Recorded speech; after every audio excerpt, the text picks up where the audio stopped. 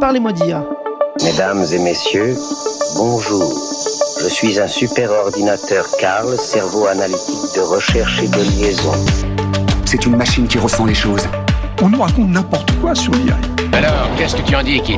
Moi, je n'en dis rien du tout. Que la créativité, elle reste du côté de l'humain. Parlez-moi d'IA, présenté par Jean-Philippe Clément. Bonjour à toutes et à tous. Cette semaine, je vous propose de vous interroger avec nous sur le fait de savoir si une IA d'intérêt général sans GAFAM est possible.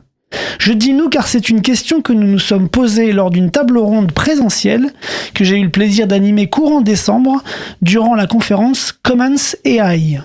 Nous avons enregistré cette table ronde et je vous propose d'en écouter quelques extraits. Alors accordez-vous 30 minutes pour interroger une nouvelle fois ce que provoque l'éruption de l'intelligence artificielle dans nos vies. Cause commune 93.1 FM. Vous êtes bien sur Cause Commune, la voix des communs, la voix des possibles.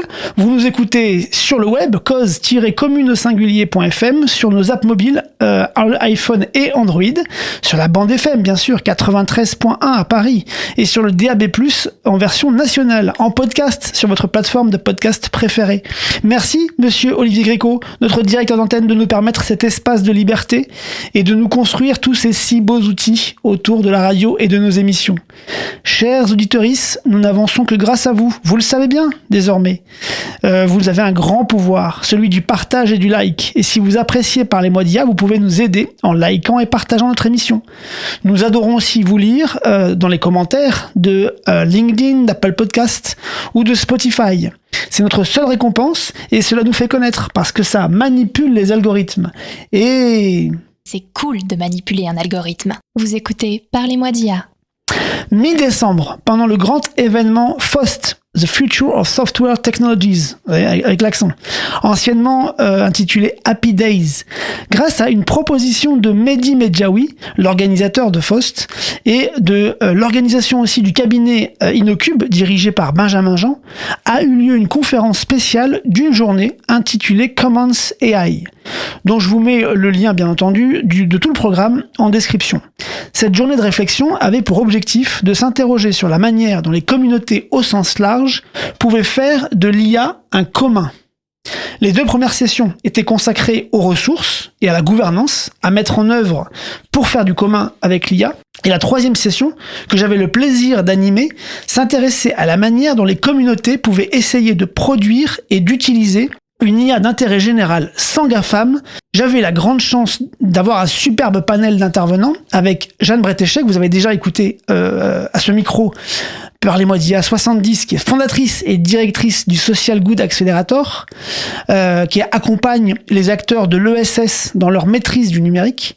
Jeanne sortait à peine de l'organisation elle-même d'une grande conférence de 3 jours sur le numérique en commun dédié à l'ESS. Ça s'appelle le NEC ESS, dont le thème était intelligence artificielle ou coopérative, créer ensemble une 3e voie numérique. Donc c'était en plein dans notre sujet de la conférence. Il y avait également Pierre-Yves Gosset, l'un des responsables bien connus de l'association Framasoft, qui œuvre pour l'émancipation numérique et l'éducation populaire au numérique, notamment connu pour la suite logicielle libre permettant de s'affranchir des outils Google. Framasoft a aussi produit et mis à disposition une documentation de référence sur l'éducation à l'IA que l'on retrouve sur framamia.org, également un lien en description de cette émission.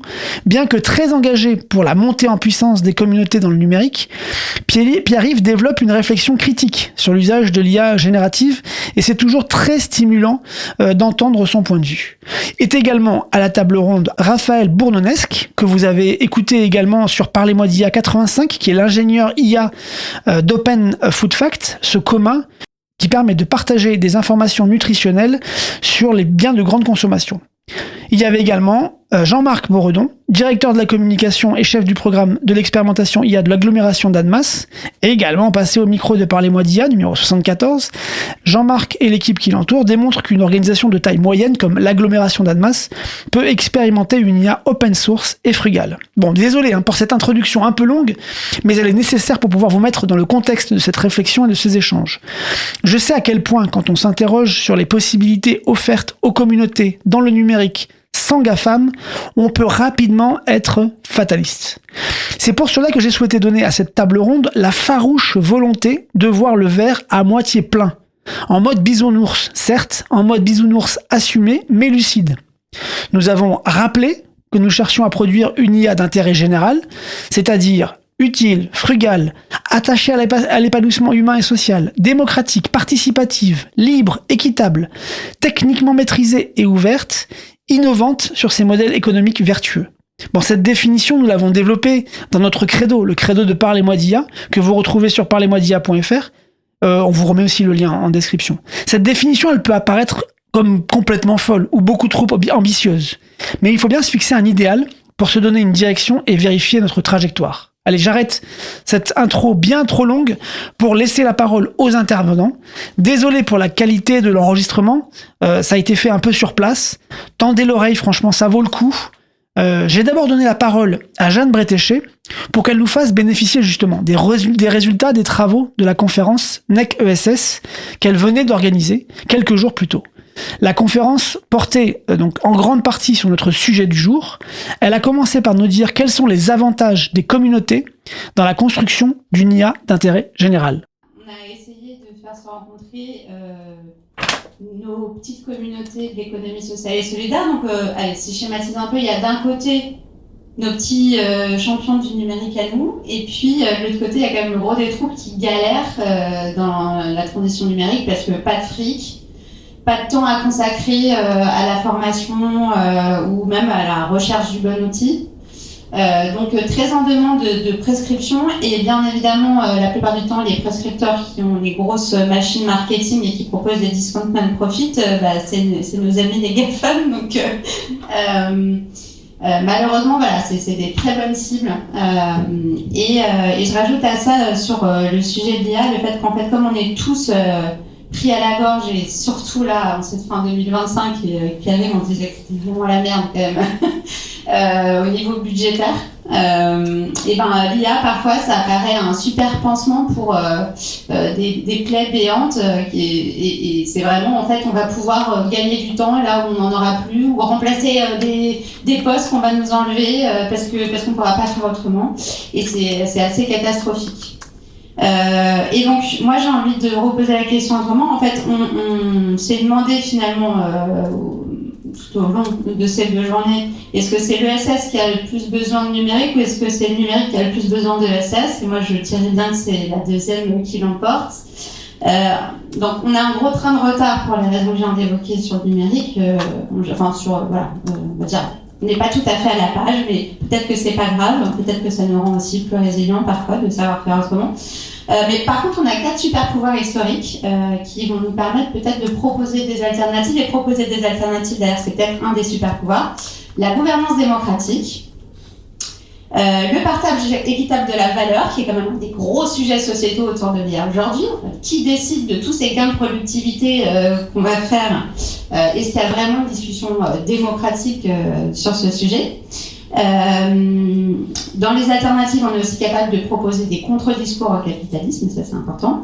Et puis on a un fonctionnement qui est distribué parce qu'on est une somme de toutes petites structures, en général pas toutes employeuses d'ailleurs, la large partie du monde associatif n'a pas de salariés. Mais du coup ça nous rend incroyablement robustes parce que quand il y en a un qui meurt, l'autre d'à côté peut reprendre. Et voilà. Et puis donc on a le fonctionnement assez coopératif et donc on fonctionne de manière à la fois distribuée et organisée parce qu'il y a toujours des échelons intermédiaires qui permettent de mutualiser des trucs. Et donc je me dis, c'est cette architecture humaine, organisationnelle particulière qui nous donne peut-être un petit train d'avance sur l'IA, parce qu'on pourrait inventer là des usages, et je nous mets vraiment de ce côté-là, parce qu'on a des techos un peu, mais surtout on a des usagers. Et peut-être qu'on peut inventer des usages différents de l'IA, à la fois sur l'intégration, mais aussi sur les finalités, pour proposer des usages de l'IA qui soient véritablement d'intérêt général, utiles et qui permettent de redistribuer la valeur équitablement. J'ai ensuite donné la parole à Pierre-Yves Gosset de Framasoft pour qu'il nous partage de manière plus frictionnelle sa vision des contributions des communautés à une IA d'intérêt général. Tu m'avais demandé d'être gentil. Alors, effectivement, moi aussi, je suis un bisounours, mais je trouve qu'on ne vit pas dans un monde de bisounours. Donc, la question, c'est quoi un IA d'intérêt général? Moi, je répondrais, c'est un mythe. Voilà, boum, c'est posé, ça n'existera pas. Et donc, ma réponse à ta question est la suivante. Pour répondre à ça, j'ai 2 faits et une opinion. Le premier fait, j'ai fait une conférence un peu fleuve d'1h30 qui s'appelle « C'est pas l'IA que vous détestez, c'est le capitalisme », que je vous encourage évidemment à aller voir, et qui démontre ce que JB vient de remontrer relativement rapidement, c'est-à-dire que en fait les moyens de production, ils appartiennent à quelques entreprises. Donc quand JB disait tout à l'heure combien d'entreprises aujourd'hui font des modèles de fondation, il y en a une dizaine effectivement dans le monde, etc. Donc, premier point, on a en fait une forme d'oligopole, voire d'oligarchie, qui sont tenus soit par des fascistes, soit par des États, soit par, enfin oui, on va dire, je pensais notamment à la Chine, soit par des entrepreneurs plus à la solde d'États qui eux-mêmes sont fascistes, et là je pense aux Américains et à Trump. Ça c'est mon premier point, il y a un oligopole à qui appartiennent les moyens de production, qui détient les data centers, qui détient maintenant même l'énergie, qui détient les réseaux, les câbles sous-marins, aujourd'hui Meta, Google en ont un paquet, qui détient les données, qui détient aujourd'hui les GPU. Alors bon, il y avait Nvidia, mais Google a annoncé qu'il vendait maintenant des TPU depuis pas très longtemps. Et tout ça, enfin pour moi j'ai une formation d'économiste marxiste, et vraiment je me dis, c'est juste pas possible. Donc, premier fait, oligopole, oligarchie, fascisation du monde. Deuxième point, et là mon vécu personnel il m'amène à ça, c'est, moi ça fait 25 ans que je suis dans le libre et dans les communs en général, les communs numériques en tout cas, et on a perdu infiniment plus de batailles qu'on en a gagné. Et j'aimerais bien qu'on arrête de perdre du temps. Et donc voilà, moi ça c'est les 2 faits, et donc mon opinion c'est quand même mal barré dans le monde dans lequel on vit. Donc si on mixe les 2 points les 2 faits que je viens de donner, à savoir que derrière l'intelligence artificielle, notamment générative, parce que c'est de ça moi dont je parle aujourd'hui, il y a un projet politique et donc idéologique. Si on se dit que les temporalités de la loi en fait va moins vite que la société, qui va moins vite que les entreprises, qui va moins vite que le numérique, et qui va encore moins vite que les entreprises qui font de l'intelligence artificielle générative, le fait qu'on arrive à réguler, là aussi j'y crois pas trop. Moi, la façon dont je vois les choses là aujourd'hui, et j'entends tout ça, et je vais essayer d'être positif, je te promets, mais c'est le Titanic coule, l'orchestre continue à jouer, et on devrait se dire, ah mais c'est quand même vachement bien les jolies notes que joue l'orchestre.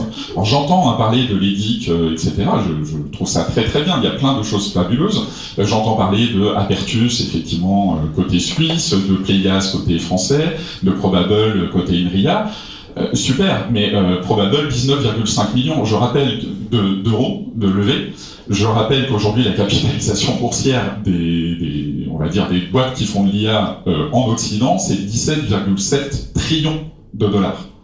Et donc, moi la question que je pose, c'est où est passé le pognon pour les communs? Et je réponds, dans la discussion, je reviendrai sur mes solutions, mais la façon dont je vois les choses, c'est pour celles et ceux qui voient un petit peu le dessinateur, l'illustrateur qui s'appelle XKCD, il a fait un très joli petit dessin avec ceci est l'infrastructure moderne, digitale, numérique, avec plein de petites choses, et ça repose sur un domino. Et le domino, c'est indiqué, ça c'est un mec qui travaille du fin fond du Nebraska pour 0 € depuis 20 ans sur une brique logicielle libre. C'est exactement ce que disait JB.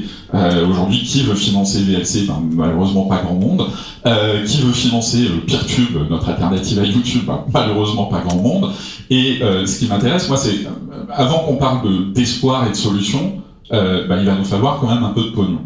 Et au NEC ESS, auquel je participais, j'étais invité il y a 10 jours, c'était ça en fait, c'est où est l'argent, quoi. Et si l'argent baisse, toutes les solutions qu'on pourra évoquer aujourd'hui, pour moi ça revient à se caresser le ventre, hein, vraiment.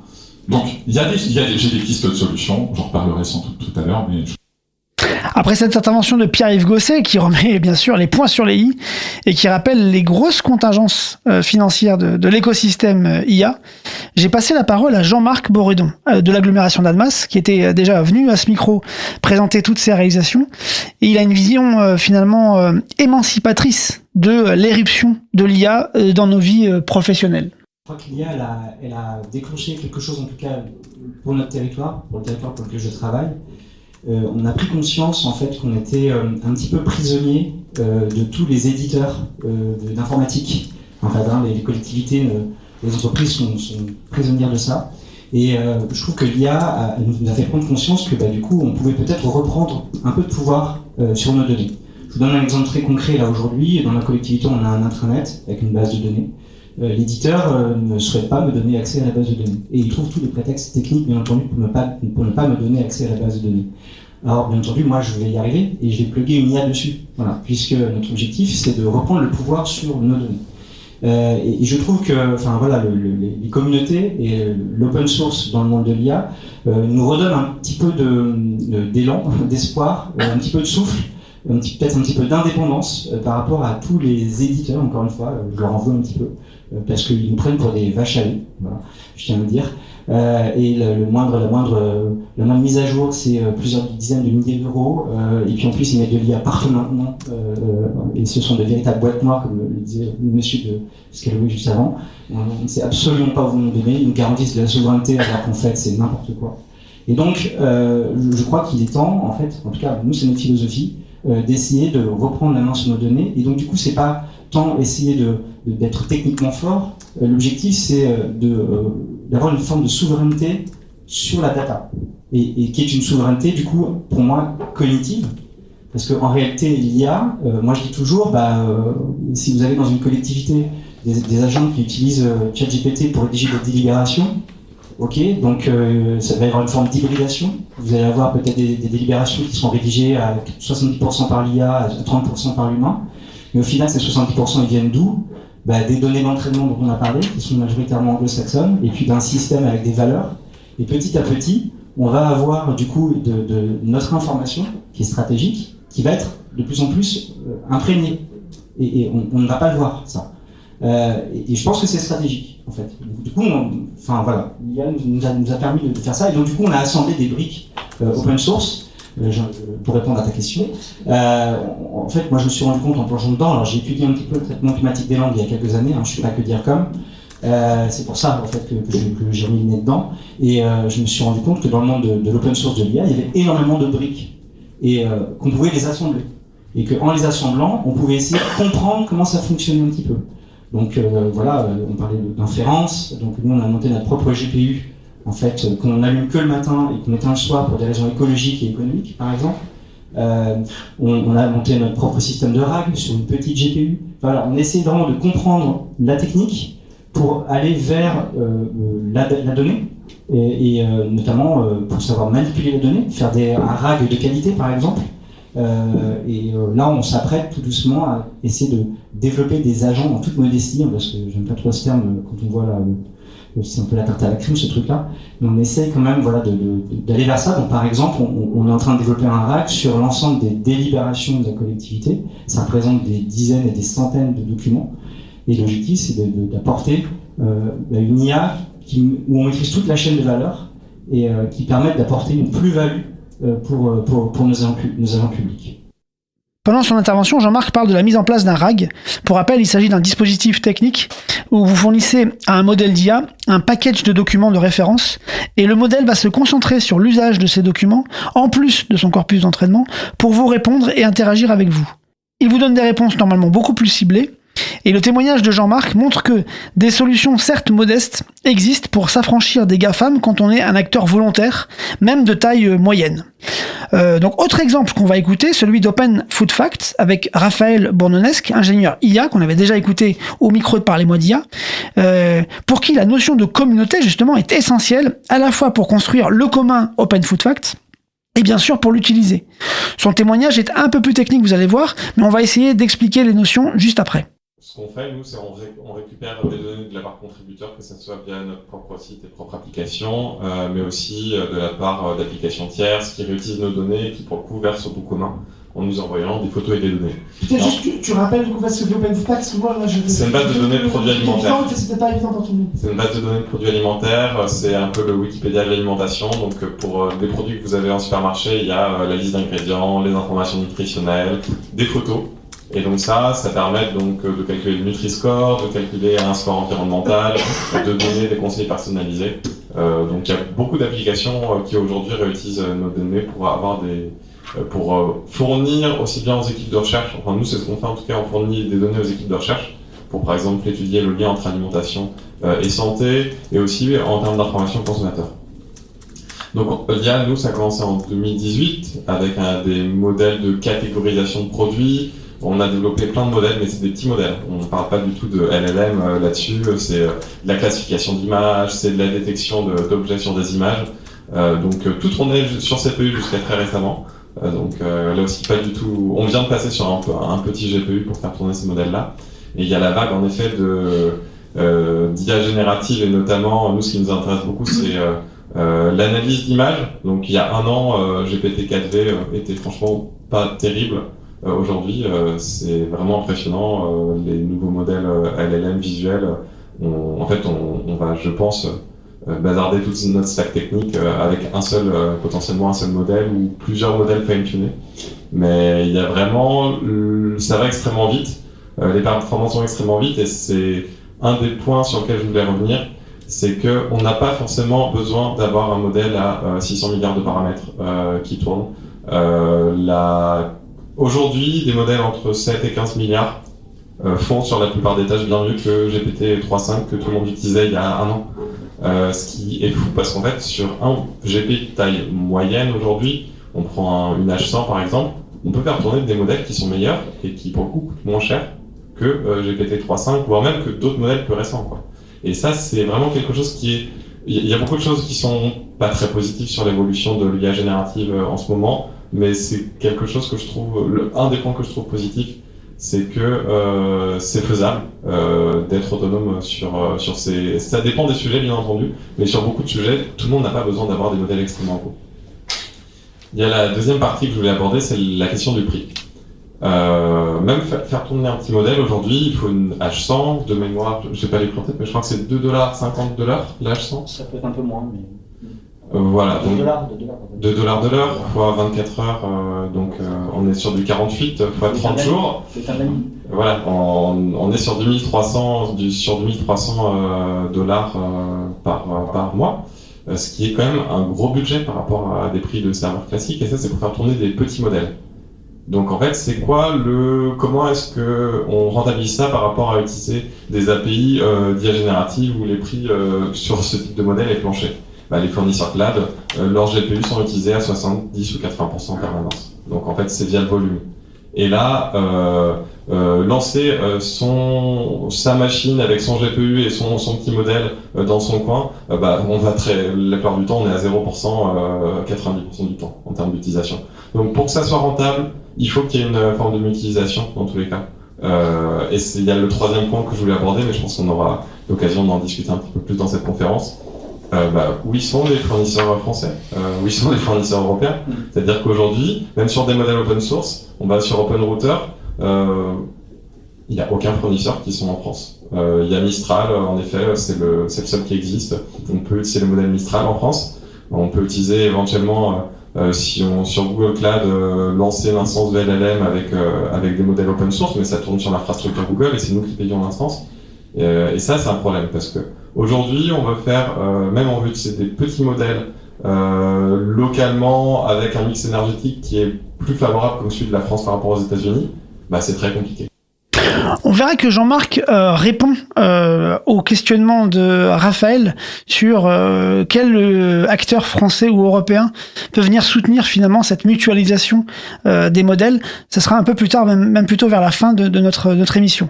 Ensuite, j'ai souhaité profiter en fait de la présence du profil d'économiste de Pierre-Yves Gosset en lui faisant faire un peu de prospective et en le projetant dans un monde où la bulle des investissements fous de l'IA risque d'exploser. Pour moi, est-ce qu'il y a une bulle? Oui. Est-ce qu'elle va exploser? Oui. Est-ce que ça va être bientôt? À mon avis, oui, relativement vite. La problématique derrière, il va y avoir, du coup là c'est l'économiste qui parle, il va y avoir une correction du marché. Est-ce que cette correction sera forte ou pas forte? Là par contre, j'ai pas du tout de boule de cristal. Mais ce qui est clair, c'est que le modèle aujourd'hui des big tech, c'est de vous rendre dépendant à l'IA en mettant gratuitement de partout, y compris là on n'en a absolument pas besoin. Et qu'une fois qu'on sera bien dépendant et qu'on vous aura dit que c'est ça l'avenir de l'humanité, il faudra passer à la caisse. Et tout ça, qu'est-ce que ça change en fait pour les utilisateurs finaux, notamment dans nos capacités à nous réorganiser et à faire autrement. Pour le coup, Pierre-Yves a une idée originale à soumettre sur un sujet comme celui-là. Est-ce qu'il existera, pour répondre à ta question, des façons de faire autrement? Oui. Moi, j'ai proposé un projet un peu taré à Framasoft, on m'a regardé en disant tu déconnes. Moi, je voulais faire une salle de shoot de l'IA, avec du coup, par exemple, on installe DeepSeek. Les gens, ils arrivent sur le site Frama Bidule IA, et puis on met des dark patterns. Quand les gens vont pour saisir leur prompt, ça leur dit attends, est-ce que tu as déjà été chercher si la réponse n'existait pas sur Wikipédia ou machin? Et est-ce que tu pourrais pas, quand il va cliquer sur envoyer son prompt, ça détourne, t'es sûr de vouloir griller l'équivalent d'un chargement de smartphone juste pour pas lui poser ta question, etc., etc. Et je trouve que juste une façon qu'on a, là du coup c'est le représentant d'associations d'éducation populaire qui parle, mais c'est via l'éducation et via la responsabilisation qu'on arrivera à faire avancer les choses. Cette idée n'est pas aussi farfelue que cela en a l'air. Je vous renvoie encore une fois vers la conférence de Pierre-Yves Gosset. Ce n'est pas l'IA que vous détestez, c'est le capitalisme. Il y développe son point de vue sur la difficulté de s'extraire de la mainmise des GAFAM sur l'écosystème IA. Pour notre émission, elle est limitée dans le temps. Je ne peux pas vous mettre tous les extraits de cette conférence dans cette émission. Nous sommes ensuite repartis, pour conclure, sur des considérations un peu plus techniques, notamment sur les mises en œuvre de Jean-Marc Boredon à Annemasse.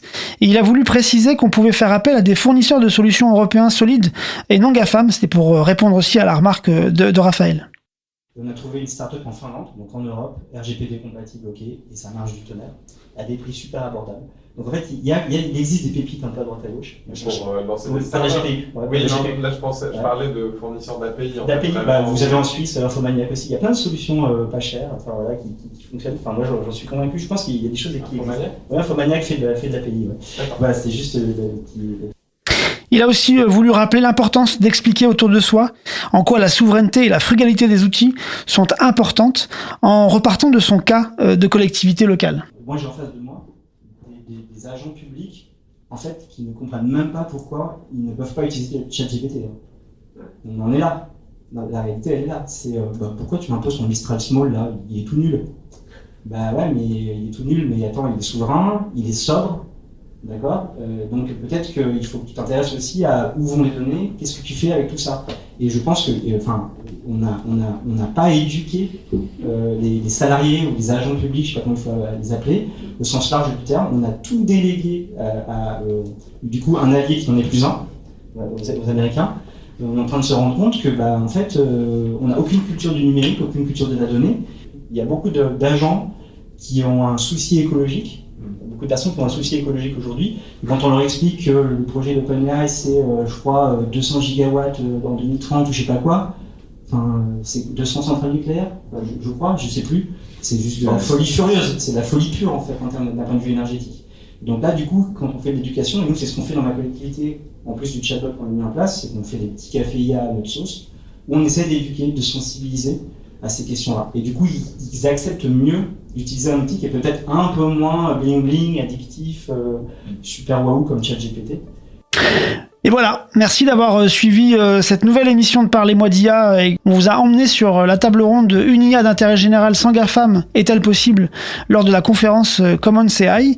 C'est l'heure de conclure cette émission. Merci à Mehdi Medjaoui, également à Benjamin Jean et à Célia Gruson-Daniel du cabinet Inocube pour l'organisation de cette conférence. Merci aux intervenants également. Je retiens de cette table ronde que tout en gardant une grande lucidité sur le manque de financement du tiers secteur et l'écrasement l'écrasante avance des GAFAM dans les solutions proposées, il est possible de suivre et de commencer à développer des initiatives souveraines, frugales, utiles, mutualisées, souvent proches du secteur public local et de l'open source.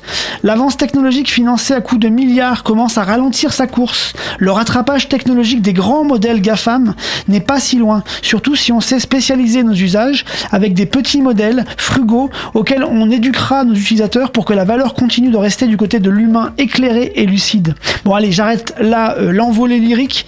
Vous avez compris le message. Une autre IA d'intérêt général est possible si on s'en donne collectivement les moyens. Merci à vous, chères auditrices et chers auditeurs, pour votre écoute de cette émission. Si elle vous a plu, n'hésitez pas à liker. Restez sur 93.1 FM sur Cause Commune et on se dit à bientôt.